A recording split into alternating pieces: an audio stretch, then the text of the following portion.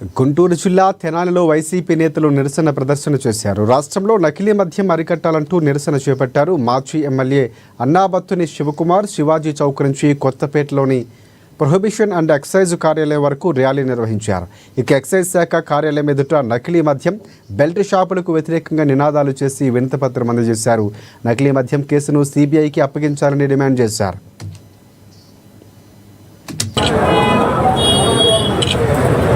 నుంచి 7:30కు ఓపెన్ చేసి మద్యం అమ్ముతున్నారు. అలాగే రాత్రి పూట అంటే ఏటీఎం ఎనీ టైం మద్యం 24 గంటలు వైన్ షాపుల దగ్గర బెల్ట్ షాపుల దగ్గర మద్యం. ఈ బెల్ట్ షాపుల ద్వారా కూటమి నాయకులు పెద్ద ఆదాయ వనరులైంది. ఇది తాగిన ప్రజల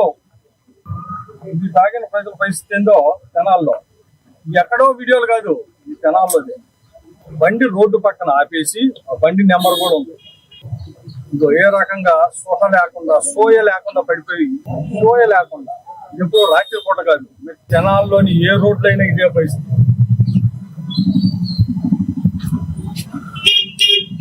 ఏదైతే కూటమి నాయకత్వంలో మీరు అమ్ముతున్న